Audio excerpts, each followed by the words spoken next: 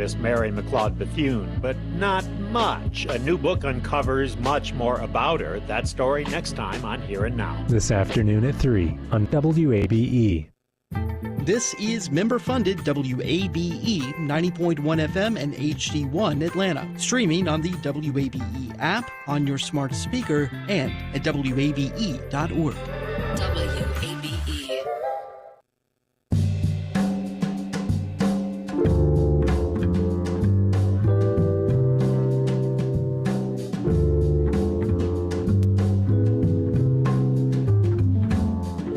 From WABE in Atlanta, this is Closer Look. I'm Rose Scott. While we're in the dog days of summer, it's always nice to be out and about, and we are out, way, way, way out for this month's coffee conversation, made possible with our friends from the Community Foundation for Greater Atlanta. This time, wait for it, because I got up at 5 o'clock in the morning. We traveled up Georgia 400 to the lovely city of Roswell. Our gracious host is Cafe Amico, located at 1540 Old Alabama Road. And all of Roswell is in here. Every last citizen, everybody's in here. It's a suburb of Atlanta. If you don't know, it's a lovely, lovely city. We're going to explore a little bit about Roswell a little bit later. But as always, when we start coffee conversations, we let you know what we're going to talk about. I received an email a few months ago that said, Rose, living in the suburbs, there's no way to have a sustainable lifestyle. And I went, really? That needs to be a coffee conversation. Can you have a sustainable lifestyle and live in the suburbs? I also got another email that said you can't do it, so don't have the conversation. But I don't listen to people. But as we begin, always, we start with the folks behind the coffee shop. I'm honored to now welcome in Johanna Park, who is the general manager of Cafe Amico. Welcome. Thank you. Thank you. Hi, everyone. Thanks for being here with me. You are the first person to ever do that in all these. Oh, really? Yeah. Well, of course. Yes, these are your folks. That's right. Do it again. Go, East Roswell. Woo! How long have you all been here? How long has Cafe Amico been here? So this location opened only 3 months ago. You just got here. Mm-hmm. Wow. Why Roswell? Why this location? You know, to be honest with you, I don't have a specific reason. Like the same reason I opened the first one and the second one. I think it's all connections. You know people that are good people that happen to have good places. Uh-huh. So that's how we got here. And to be honest with you, this being a completely new neighborhood for us, we didn't know what to expect. Mm-hmm. We didn't know the people or the culture, but day one we opened, and we had this overwhelming welcoming, and people were just from all over town. They just came in, and we were packed the first hour. Are there a lot of independently owned coffee shops? Not the big one that begins with the S, you know what I'm talking about? But y'all can tell me, are there a lot of independently owned coffee shops in Roswell here? Well, yes, yeah. So it's all about community connection, right? Yes. What's it been like so far? Oh my God. So we already have regular folks that come every day. Yeah? Yes, for their morning coffee, for their afternoon dessert, snacks, late night coffee, dessert, lunch, whatever. I mean, you can get an Eggs Benedict at 8 p.m. if you want. I know some of my team members had the Eggs Benedict. They didn't offer me any. That's okay.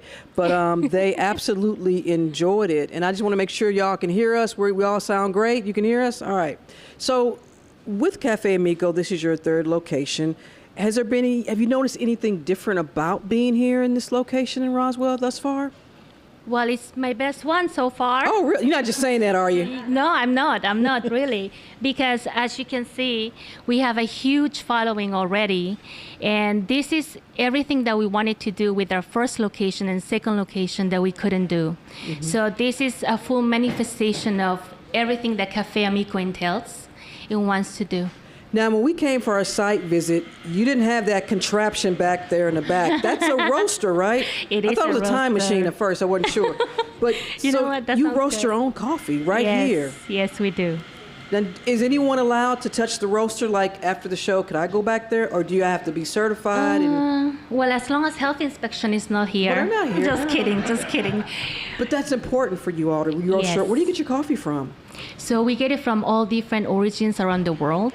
We want to stay focused on the original flavor of our coffee. That's what we pride of. So, we have some from South America, some from South Africa. I can't really tell you the details because then, that's okay. you'll be in Do you danger. have a favorite? Do you have a yes. favorite blend? Yes, I do like South American coffee. Really? What has it been like in terms of this location, only 3 months, but you all being able to already connect with this community? Do you have meetings here? Are people coming here and wanting you to be more involved in the community? Yes, I'm glad you mentioned that because we already had a couple of moms group having their meetings here. Yeah. We had a lot of business meetings going on. We have a baby shower coming up, and we have A mom's baby shower at a coffee yeah, shop. That's kind of cool. Mom's Yeah. night out coming Yeah. up. We just got a liquor license as well, so we'll be serving wine and dessert cocktails. Did you say liquor license? Yes, ma'am. All right. A lot of smiles on that one. Yeah, so we'll make it more fun and more entertaining, hopefully longer hours, but we do open long hours. Being at this location here with other establishments, have you been able to coalesce with the other business owners? You all have a good relationship, or some people like, hey, I get my coffee from somewhere else, but now you're here, and I think I want to have allegiance towards you. What's it been like? Oh, it's been amazing. It's been amazing. Honestly, it's been so crazy busy. I didn't have much time to go out and reach out to my neighbor business folks. But I know that the people across the street came first week. Yeah. They welcomed us. And a lot of people are thanking us for being here because there's nothing like this on this side of each side, the East Roswell side. Okay, pocket. so this is East Roswell. East Roswell, yes. Okay, I'm They had to learning. go. Okay. They had to go either downtown or the other side, or they had to go to Alpharetta. So this is much Wow. closer and convenient for them. That's what I hear. And most of your employees, they live in the city of Roswell? Yes, we always, whenever we move into a community, we try to employ within the community. We try to support the community, become part of the community. And you're hiring too, right? Yes, I I saw am. a sign on the door. Yes, All right, I so am. anybody out there need a job, just check in over there. As we do with every coffee conversation, and really, folks, it is not my ego, but every time we do this, there is a coffee of the day that's named after, I don't know, me, right?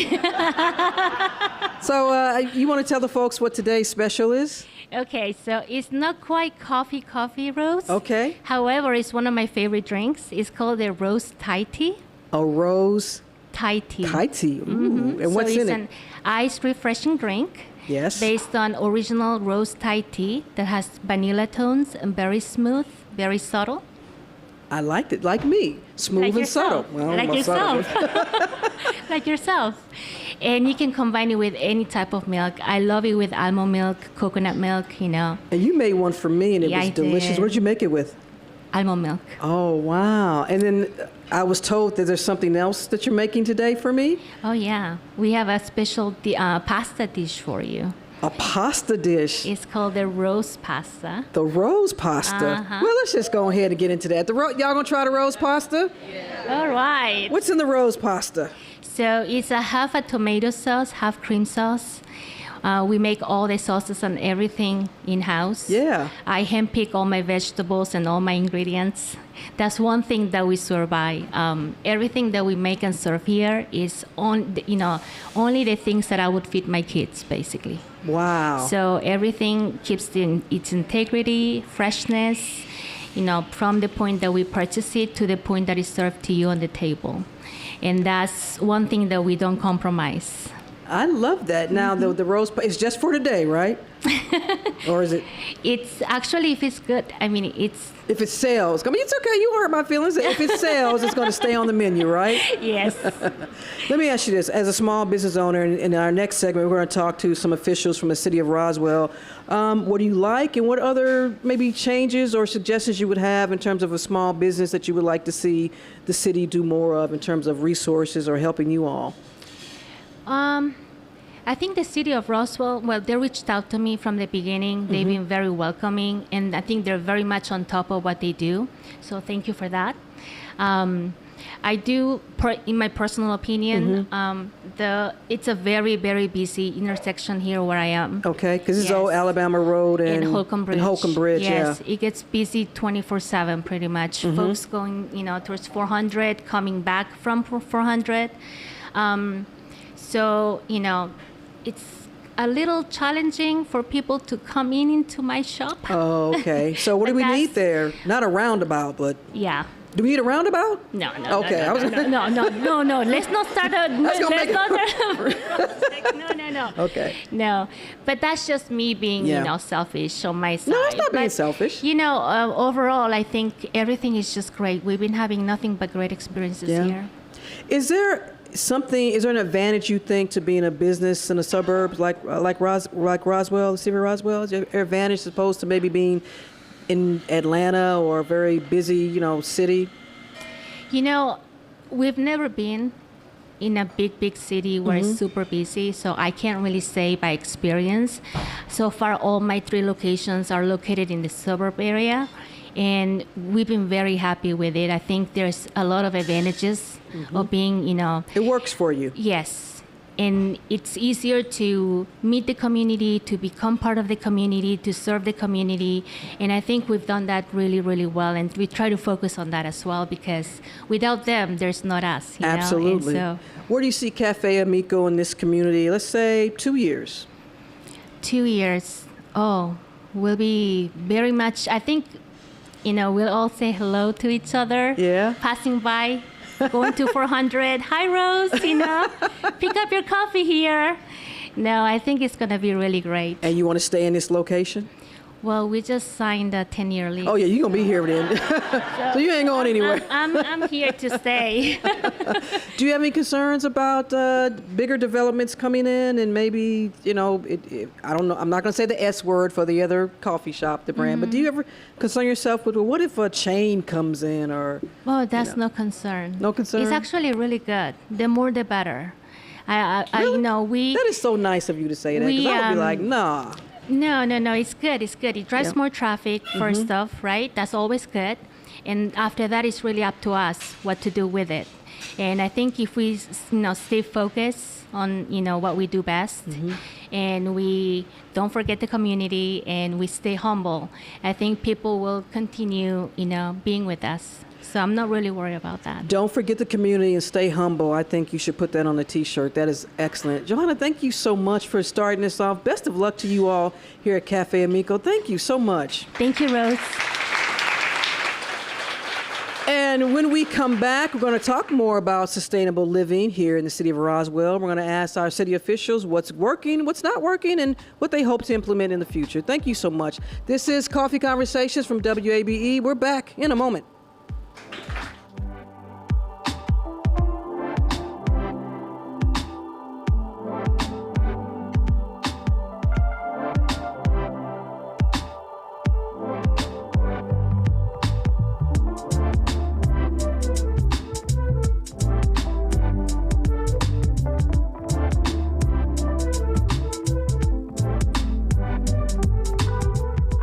You're listening to Closer Look on WABE. Starting next week, Closer Look will air on weekdays at noon and 8 p.m. City Lights with Lois Reitzes will air on Mondays through Thursdays at 1.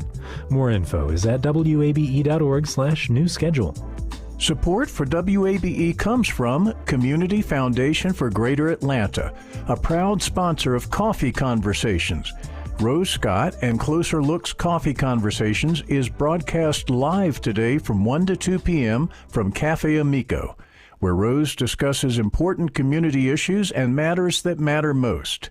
Thank you for listening to Closer Looks Coffee Conversations, sponsored by the Community Foundation for Greater Atlanta, and from Georgia State University. Enrolling one of the country's most diverse student bodies and recognized as a national model for student success, Georgia State has one of the fastest growing research portfolios in the U.S. More at gsu.edu. On the next Fresh Air, as the war between Israel and Hamas continues, the conflict between Israel and Hezbollah is escalating. We'll talk with Dexter Filkins of The New Yorker about his reporting trip to an area of Lebanon controlled by Hezbollah fighters, meeting with a Hezbollah commander, and why this conflict could could draw in Iran and the U.S. Join us this afternoon at 2 on WABE.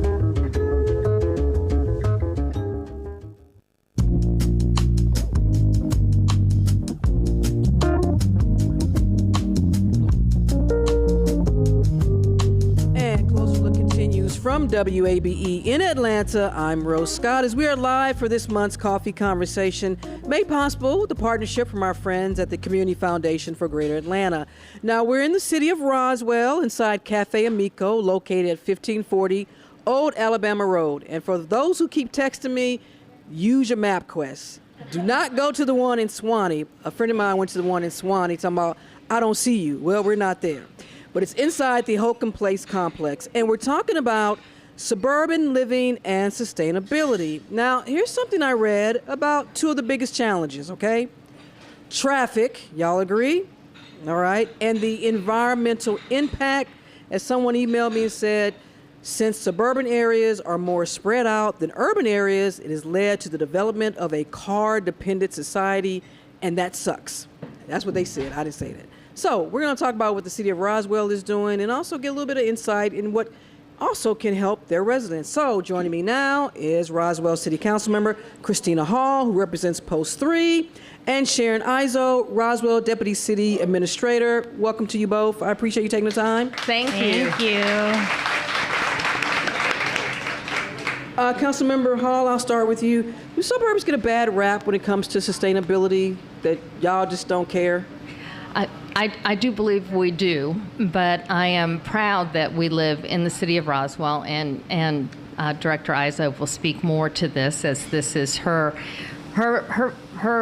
lane that she gets very, very excited about. But Roswell, if you didn't know, is only one of 20 cities or counties in the state that are designated a green city by the Atlanta Regional Commission. A green city, okay. A green city. And that means that we have implemented initiatives, green initiatives, and I'll highlight a couple of them, okay, that help us get there. But we're only one of 7 cities that has the platinum designation. In the state? In the state. Of Georgia. Okay, all right. Well, let me turn to you then, Deputy City Administrator Izzo.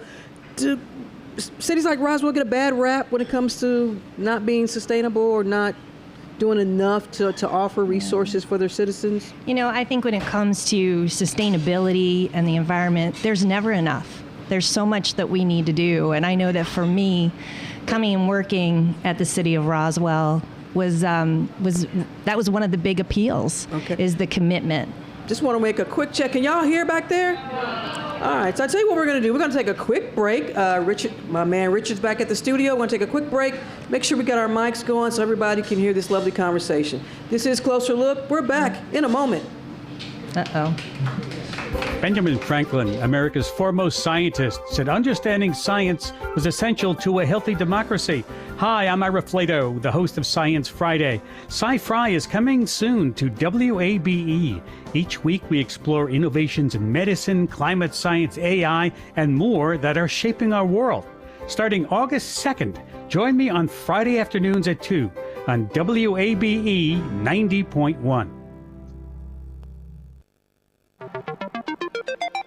Hey, I'm Laurel Bristow, research scientist, professional explainer, and host of Health Wanted, a new show breaking down science in pursuit of better health.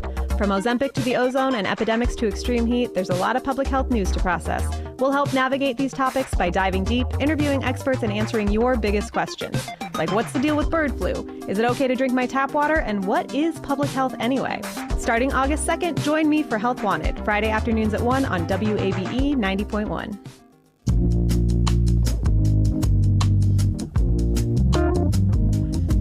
Closer Look continues from the city of Roswell inside Cafe Amico. I think we got all our technical stuff worked out. So again, I'm Rose Scott. Joining me is Roswell City Council member Christina Hall, who represents Post 3, and Sharon Izzo, who's a Roswell Deputy City Administrator. Before we went to break, Sharon, I asked you the question, do some suburbs like the city of Roswell get a bad rap when it comes to whether or not y'all really and truly care about sustainability initiatives? Yeah, absolutely. It's a great question.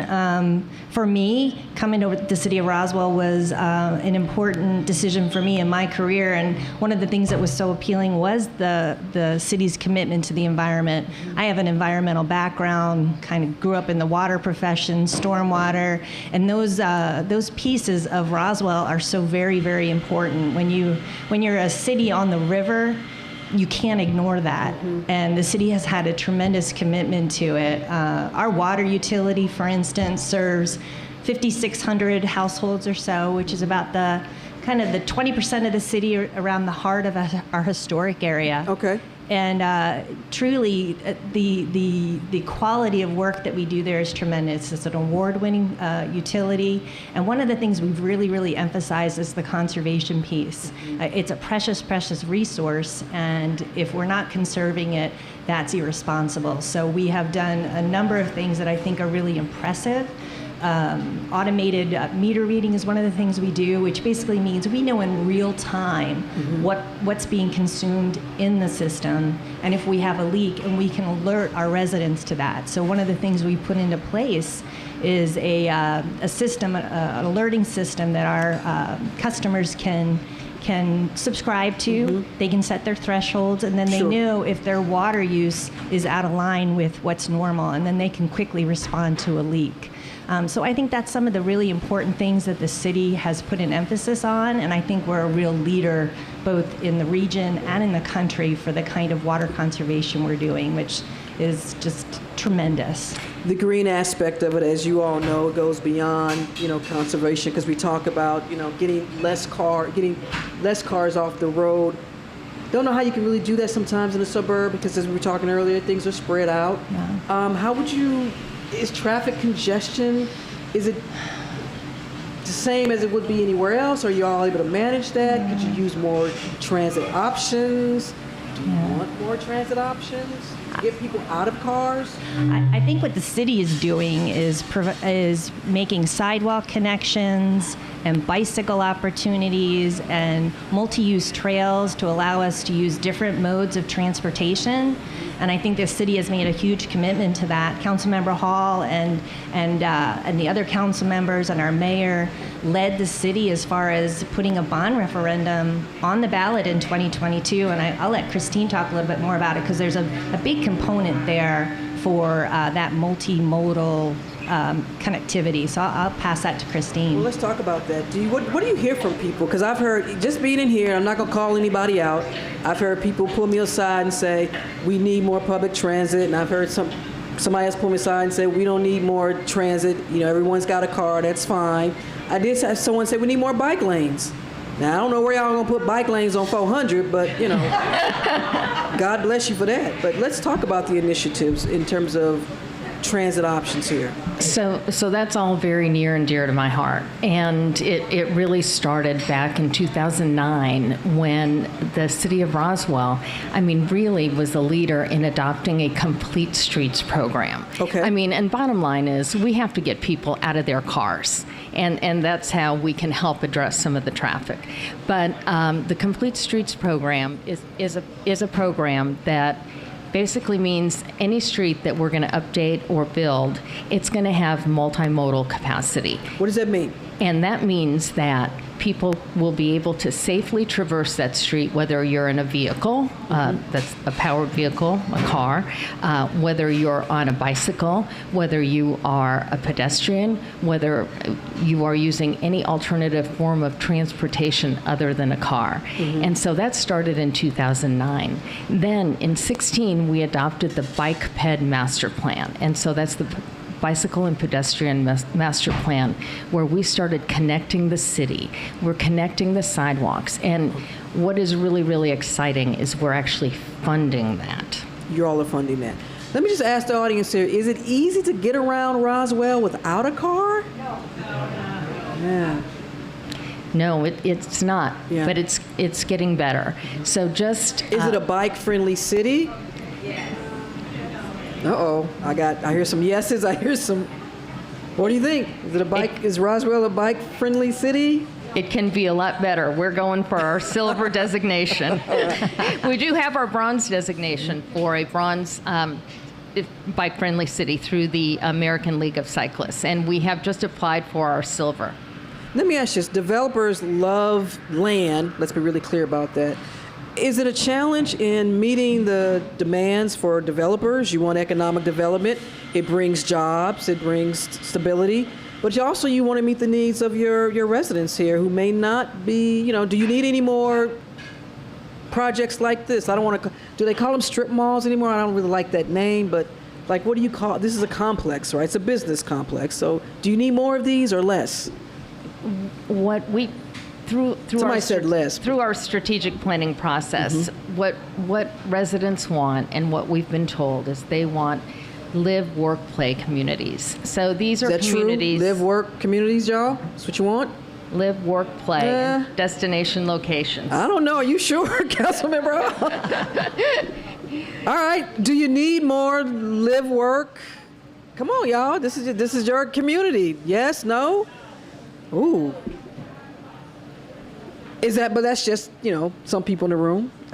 Is that a divided issue in this community? Let's get it on out now, because I may not be back. So come on. Is it an issue? Let's be clear. I tell you that the statistics and the feedback that we've gotten, people they want destination and live, work, play. So I'd love to know. I'd love folks to reach out and let us know what you do want, if that's different than what's. And can you meet that and still have a sustainable footprint with that in mind too? Developers, they want land. So if they come and they say, hey, we want to put up another complex, you have to make sure that they also fit into the model and the identity of Roswell, right?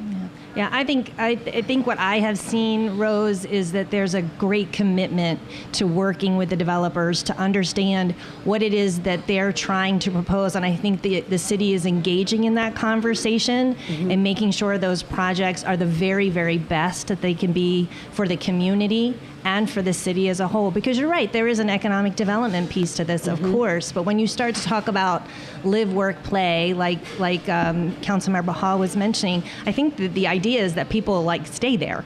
So you're walking to your job and you're walking to your meal and you're walking maybe your you dentist. Have everything that you need right there. Yeah, and so I think that we've seen some great examples of that in the metro where it has worked very, very well. Is there a perception about renters? I've had some folks say, I would like more affordable, rental options. Councilmember, you hear this. I know you get the emails. Yes, we do hear about the affordability and the cost of the of rental housing.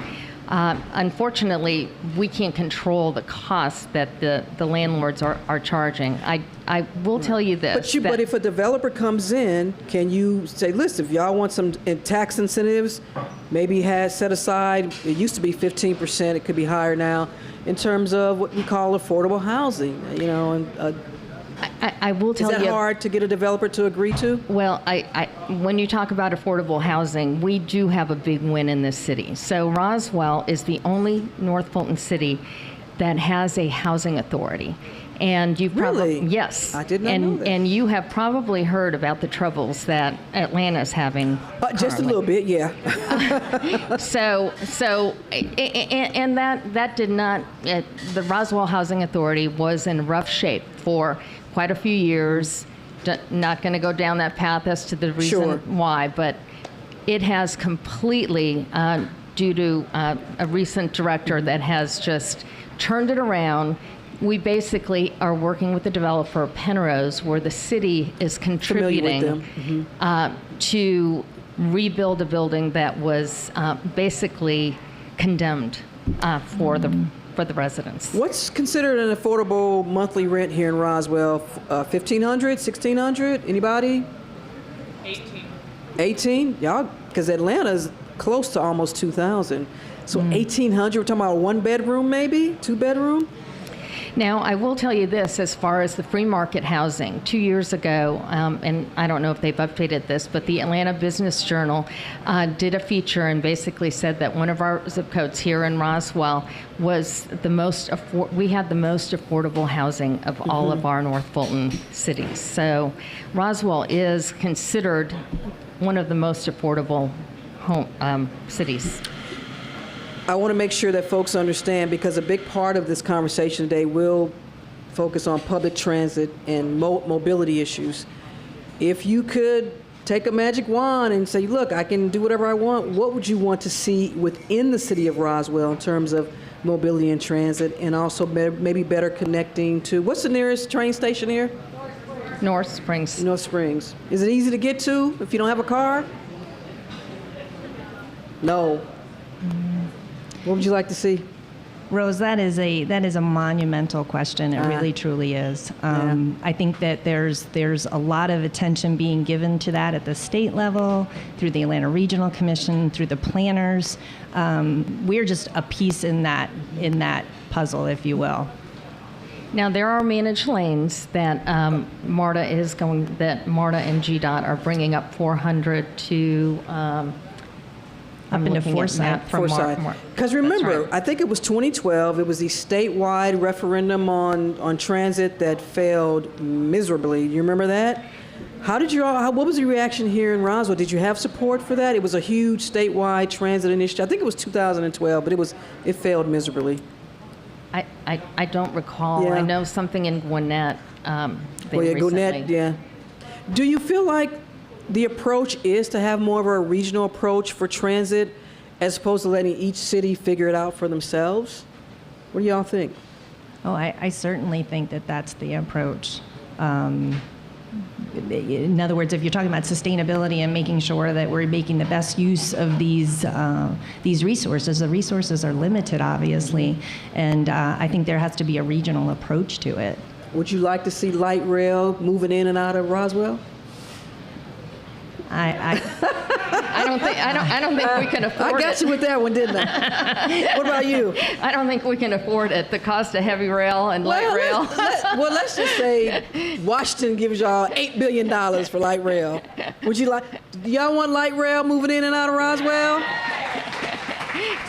I grew up in Minneapolis, and there's light rail there. Well, you got your answer. It's like the little trolleys that go around. It is convenient. Not a streetcar. Streetcar style. Okay. All right. Where are we going to see this city, let's say, 10 years from now? What's its identity? What do you hope? In 10 years, we hope that we have flip the scales economically for the residents of our city. Our ultimate goal is to eliminate property tax by diversifying the revenue streams for the city. Okay. And that there are many, many opportunities to do that, and that's what we're doing from an economic development standpoint right now. So ultimately, that is the long-term goal. Is your housing stock diverse enough to attract all the different people that you want? If you want to increase your diversity, there's that D word. Does your housing stock, does it meet that? That's something that's on the table, that's being looked at with every project, every area that we are master planning and looking at from an economic development standpoint. You have to have that middle market housing. You have to have that workforce housing for the workers that are going to work there. Sure. But besides that, just getting back to the connectivity on the streets and the bikes, the service industry, a lot of people travel or don't have can't have two cars or a single-family household, or will travel by bicycle. We have to make that a safe method of travel, and businesses have to be able to accommodate that, have bike racks. Sometimes I go around the city and I see bikes that are locked up to a tree. Shouldn't be. We should have bike racks everywhere.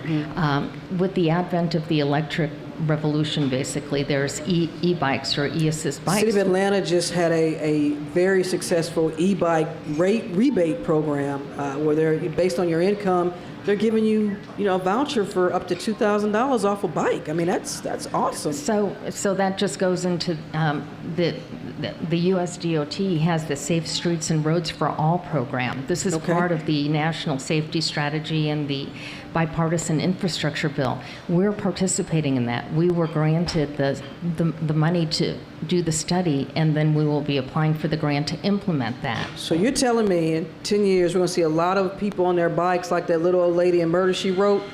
on our bikes. That's what we're going to see. I love it. 10 years. 10 years, how do we see Roswell? I think that there's going to be a lot of opportunity to rethink how we move around, for sure. And we are already seeing it. And I agree with Councilmember Hall. There's probably no stronger voice, particularly for the biking community, on our council than Councilmember Hall. She is an avid biker, and she has an eye for it better than any of us do. All right. So I do think that she's keeping her eye out for that, and I think that we are certainly open to how people are going to change how they move around, how they, so you see it now with so many people taking a work from home and making that their home base. They don't want to get in a car. Right. And so I think creating opportunities so people can move around without having to get in a car is a real plus. And I just want to add to that. Sure. And I'm not talking about the people that are comfortable to get out and ride a bike in with traffic. I'm talking about making it comfortable where your children can get on their bicycle from the home and ride to school, and they don't have to get on a school bus, and ride to the park and ride to the after-school activity. I want to be able to get on a bike from my neighborhood and ride to the grocery store, to Kroger or to Publix, and throw a few groceries on the back and come back without getting in my car. That's the kind of mobility that I think we really need to enhance and get the cars off the street. That's one less car off the street of a parent driving a kid to their baseball practice if the kid can throw a backpack on and take their bike there. All right, and share the road, because I know sometimes between folks on bikes and folks in cars, y'all like oil and water. So Roswell City Council Member Christina Hall represents Post 3, and Sharon Izzo, Roswell Deputy City Administrator. Thank you both for being a part of this. I really appreciate it. Thank you. Thank you, Rose. And we'll talk more about sustainability when we come back, right after this.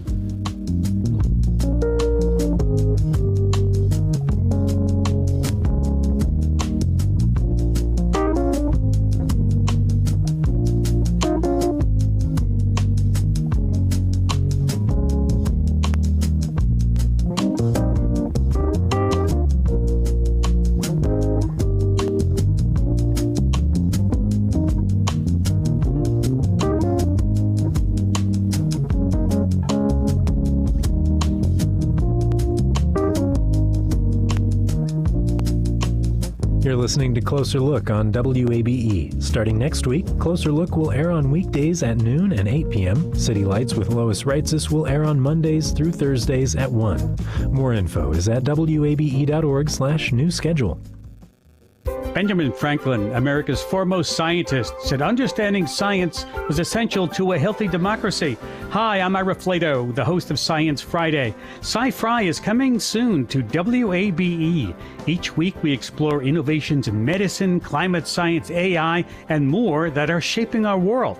Starting August 2nd, join me on Friday afternoons at 2 on WABE 90.1.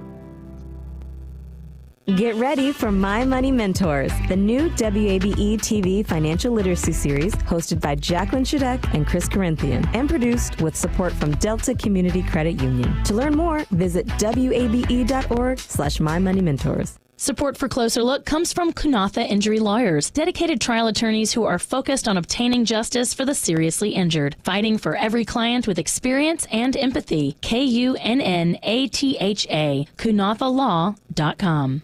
And from Georgia Power, where energy upgrades for businesses today lead to energy savings tomorrow. Learn how our rebates can help you reach your energy saving goals and more at georgiapower.com/rebates. The world's gaze is upon Paris as the Olympic Games get underway. Sports fans are ecstatic, and IT experts are on high alert, protecting the Paris Games on All Things Considered from NPR News. Today at 4 on WABE. This is member-funded WABE 90.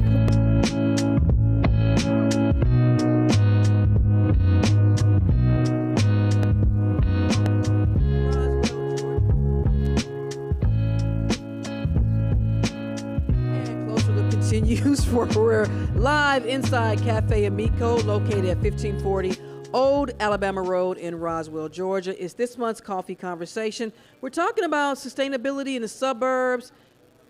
Is it possible? How to make it happen? What can we do so we can all enjoy a more sustainable life here in the suburbs? I'm joined now by Cheryl Cartery, who's the Executive Director of Homestretch. These people help folks find affordable housing. Matt Stegall, he's a mobility-focused community advocate. Natasha Rice, who's the President and CEO of Chattahoochee Nature Center. And Michelle Vincent, who's representing Keep Roswell Beautiful. Thank you all. Yay! All right, Matt, I'm going to start with you. Let's go. When it comes to sustainability in the suburbs, it is about the mindset. You have to change people's mindset first, and then you implement all of the initiatives. And is that a problem through your lens here? You've said the term a few times now, car dependency. And it's very hard to find places in the suburbs where you can get around without using a car. Mm-hmm. And I mean, that's the biggest challenge. Personal transportation is the number one cause of CO2 emissions. And suburbs are a key part of that because we have to use a car to drive long distances to get to where we want to go. All right. Cheryl, what about you? What do you think? I think that I agree that transportation is an issue. Also, affordable housing is also an issue for our clients, and our goal is to prepare our clients to be able to afford to live in the suburbs. So we do a multitude of things and provide them with the resources and tools necessary to earn a living wage so that they can afford to live in the suburbs. Natasha, what about mindset, sustainability? So, we're coming from a very different place in terms of sustainability. A lot of what the Nature Center does is educate and kind of give our citizens the awareness of how they can bring practices into their home, into their backyard, and live a better life, quality of life related to native plants, related to fresh vegetables, those kind of things. So absolutely, I think it's possible. Michelle, what do you think? Well, I think you hit it with the mindset. So our mission really is to cultivate environmental stewardship in the community. So it's really what we're doing is to really reach out to folks individually and help them develop that sense of place, that sense of this is my community, this is where I live, this is what I love, and I'm going to take care of it. And so I think that's helpful to help get people into that mindset through a lot of different ways, and that can help with all the sustainability. So Michelle, let me stay with you then. Is there a bit of a divide here in the Roswell? And it's okay, it happens, but is there a bit of a divide in terms of people wanting certain types of sustainability initiatives, but it's also, I want it for my community this way, and another community wants it that way? Is that part of the problem when it comes to trying to implement for an entire city? I think it can be. I think it's also difficult because it's a very complex set of issues. So you can hear people say, well, we want walkability, we want this, we want these things, but then when you look at maybe the zoning or maybe the other things in the background, then maybe those aren't supporting that. So you have to keep looking at all of the layers as you get into those problems and to see where the issues are. Because it's great to say, we want walkability. It's like, that's cool. But if you don't allow, compressed housing places, or if you don't allow places that you can be able to walk, then it doesn't, it's nice to say it, but it's not going to happen. I know in Atlanta, if you mention single-family housing and zoning, and a war will break out because people have very different opinions about it. Matt, when we talk about transit and mobility, and you often hear commuters from Roswell to Atlanta, they say, well, should we be thinking about this in a different way? Maybe think about connecting the suburbs that are close to each other, and then from that way you can connect to Atlanta. Are we thinking about this in a different way, or should we? I think in the past, we've always thought about transit and transportation as regional, the 9 to 5 commuter that lives in the suburbs going to the cities. I think looking forward, we need to kind of rethink that. And especially, I always break it down, transportation and travel in 3 different areas. You have micro-transit, micro-mobility, that's biking. Micro-transit's a growing concept. Are y'all allowed to have scooters up here? Do y'all have the scooters that you can rent? I'm just curious. No? Yeah. Not yet? Some cities are different, and especially with infrastructure, they might be allowed, but if you go up and down some of these roads, it's not built for them at a minimum. That was my next question, because even if you have the will to do it, the infrastructure, does it match? I mean, and Roswell is a beautiful city. It really is, y'all.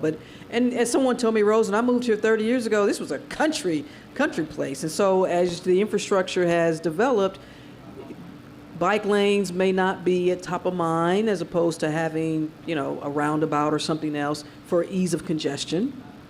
Yeah, I mean, especially in Cobb County, Highway 41, driving up and down Highway 41, you see sidewalks go in and out.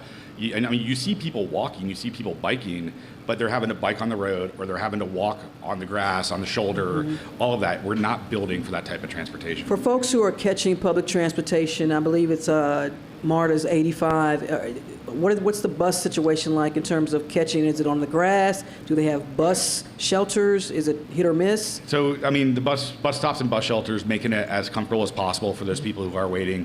But also, one of the biggest challenges when it comes to the bus are two things. One is frequency. So you're not waiting as long because, if you do have to transfer, and if you're waiting 45 minutes at your transfer stop, now your trip's much longer. And then the other thing is just reliability, how fast it goes. If it's being stuck in the same traffic as cars, then what's the point of taking it? So making sure there's that dedicated lanes for it. Cheryl, you talked about the folks that you all are helping that want to live in the Roswell area. Someone comes to you to say, hey, we're a family of 4. We want to come to Roswell. We love it. We only have one car or we don't have a car. So you all have to then cater, in a sense, for them in maybe perhaps a certain part of Roswell that's easy for them to catch the bus or for the kids. What's that process like when you're working with a household? So we do help them to evaluate their fit for the community. We want to make sure that they're successful in this environment. And so one of the things that we talk to them about is their transportation plan. And we create a transportation plan for them to handle their basic needs, getting the kids to school and getting to work. Is that easy to do? No, that isn't easy to do, but we do work with partners that help us to get donated vehicles. We also help our clients save money in order to afford to purchase a vehicle. Earlier I talked about renters and I talked about home ownership. I should have asked the city officials this, but when you talk about home ownership here, does Roswell have a housing stock that is affordable for folks if they wanted to try their first-time homeowner? I don't think there is a lot. It's not impossible. I think that with our organization, we don't try to look at the macro problems. We try to prepare our clients to address the issues that they have. So when we work with clients, we make sure that they are building up to a living wage, that they have the credit score necessary to rent at market rate or to purchase a home. And so our ultimate goal is that they're economically independent to live in the community that they choose to live in. Oftentimes, when our clients have a support system outside of this community, if that community is a better match for where they are economically, then we don't recommend that they stay in Roswell. But when our clients stay in Roswell, we ensure that they are earning the income necessary to attain housing at market rate or to buy a home. Wait for it. As of May 2024, the median home value in Roswell, Georgia is... Anybody want to take a guess? About 600,000. 500. $693,166 with a median sale price of $729,000. In June of this year, the median price of a home in Roswell was between $640,000 and $678,000. Where y'all work? Absolutely. Well, and I think that brings up a really good point. Yeah. Honestly, as a nature center, we hire a lot of seasonal staff, and it's an hourly rate that we're looking for. It creates a lot of struggle for us to be competitive and to bring in, a community that represents the folks that we have on campus, because we are somewhat landlocked in a very affluent neighborhood, and so you're not necessarily able to be competitive with wages. It's difficult to get somebody to our property without their own transportation, and this could be high schoolers. It doesn't matter where you're looking at. They need to have transportation in order to get to us. So most of your workers, they drive then, I take it, right? That's right. And they live outside of this community. A lot of them do. Really? Wow. Yeah. Was that medium home price that range that I mentioned, was surprising for some of you? Yes, no? Yes? No. Wow. And look, I want to be very clear because I'll get an email. I'm not picking on Roswell. I love Roswell. It's great. But if you talk about having, and everyone wants this, every elected official I talk to says, yeah, we want a diverse community, we're a diverse community. Well, everybody doesn't make enough to afford a home that's $600,000. And okay, so how do you then, as a community, make sure you have a different housing stock for folks that's affordable? And that's what I was asking the city officials about developers. Let me ask you this, developers can be a better friend to Roswell, you think, in terms of all of this, sustainability? Because sometimes development drives up housing prices. I mean, there's no question, that there is a need for workforce housing and there's a need for multifamily. And, there's a lot more benefit to that in, the sustainability context. So we see a challenge. I mean, obviously, our role in the community isn't advocating for that or, being engaged But in you that. would like for a diverse group of folks to enjoy what you all are doing, right? Cheryl, how often do you all keep track of the households that you're working with and they're able to stay in Roswell for a few years, or do you have it? Is it I don't want to use the word turnover, but what is the percentage of folks that you all help that are able to stay here for some time? Well, our goal in our program is to put people where they can sustain it. So at this point, I don't know the specific numbers around the folks who live in Roswell, but if we place them, they're going to stay there and they're going to be contributing members of that community. Mostly renters, or then they can... Mostly renters in Roswell. Do you get any pushback in terms of folks saying, well, perhaps you should concentrate folks in one area, or is that just what it is? There's one area that is more affordable and that's where you all tend to have more success for your clients? Yeah, unlike most neighborhoods, there are pockets where we can find apartments at a lower rate, but mostly what we have determined is that to live in Roswell, you have to have an income close to $80,000 to $100,000 for a family of two. Wow. Matt, when you hear that and you think about the challenges that some households may face when it comes to transportation and mobility, it brings it back together, being able for folks to be able to get around in a community, but you also have to have a livable wage, so it's all connected. You just said it, it's all connected. And the number one cost for most households is housing. The number two cost for most households is transportation. And so, by giving people more options to get around, hopefully brings that cost down and allows people who are struggling to put more food on the table or do things recreationally or, just have a little bit more money in their pocket to go and do the things they want to do. Speaking of things they want to do, y'all are keeping Roswell beautiful, right? What are the challenges for you all?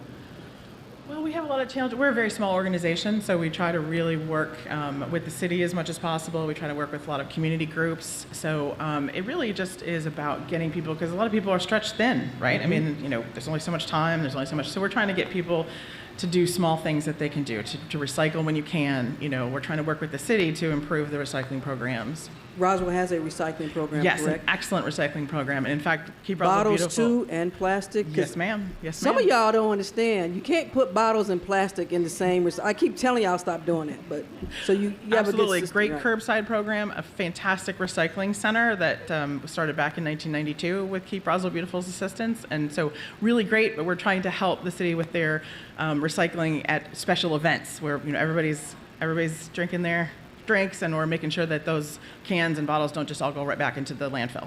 Now, have you all banned plastic grocery bags yet? Have y'all done that? No, ma'am. Would y'all like to do that? Yes. Yes, ma'am. I probably started something with that one. Probably. I also have a listener that says, Rose, the problem with Roswell, and I do love Roswell, like you said, it's a lovely city. The problem I have with Roswell is that it's just too spread out, and I have to drive too much, point blank and period. I mean, we've been talking about that. And it's not just Roswell, it's a lot of communities. As we wrap up, where do you see the city in 10 years, Michelle? I would love for the city to continue on its path towards being more and more environmentally conscious and vibrant, to really just think about all the decisions that we're making have that kind of as our basis as we're moving forward. Matt, in 10 years, will we see light rail here? Probably not, but hopefully there's better infrastructure for biking, more micromobility, things like that, and more collaboration with other parts of the northern suburbs. I think we all got to think of it a little bit more together. And Matt, how many fun public transit shirts do you have? I have a few that I hand out every so often. And, yeah. And what do people say to you? Mostly it's support, but there are people who are against it, and and it's definitely shocking, right? They're against public transit? It's just it's so coded once you get into some of those conversations. Oh, that's a whole other show, man. Yep. We'll bring you back for that. Exactly. Save that for the end, right? Absolutely. Cheryl, where do you see the city in 10 years, hopefully? I can tell you, I definitely would like to see them explore more affordable housing options. One of the things that you mentioned earlier were tax incentives for developers. That seems to work in a lot of cities. There's a new that's from California, from the West Coast. They're doing guaranteed income to help families who have specific income deficits. And then there's a lot of partnering nationwide with faith-based organizations who have land. It's a win-win situation. It creates a stream of income for the faith-based organization and affordable housing for the community. So I would just like to see some more openness in the discussion around it. And those guaranteed income programs so far seem to be working very well. We've talked a lot about them here in the Atlanta area, although there are some of y'all lawmakers that want to, ban them, but that's a whole nother show too, and that's coming up, so just hang with me. Where do you see the city of Roswell, Natasha?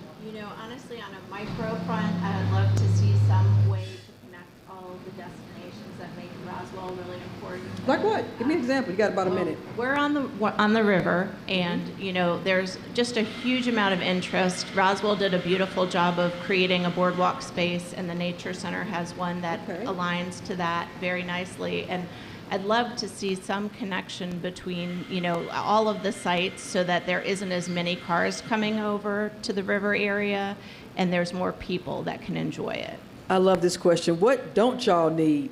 Y'all need another barbecue place. I just wanted y'all to know that. What don't you need? Anybody gonna say it? More lanes. Sorry, I said it. What about your ice cream businesses? What's your ice cream business looking like? Because that's a big deal for me. There's always room for one more. There's always room for one more. All right, so barbecue, ice cream, or gelato, whatever your whatever choice is. I appreciate it. I love Roswell. It's a beautiful city. I'm so glad that you all had us here. We really appreciate it. Listen, we may come back again, I think. We can come back, right?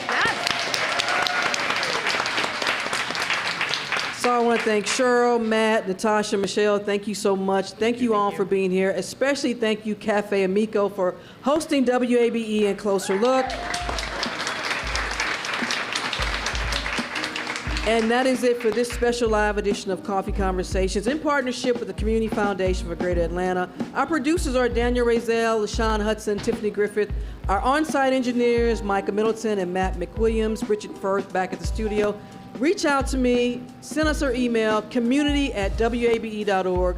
We want to know what's happening in your community. Is there something you like, something you don't like, something you need, something you don't need?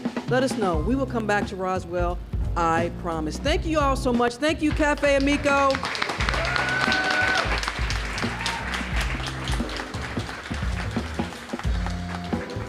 Thank you so much.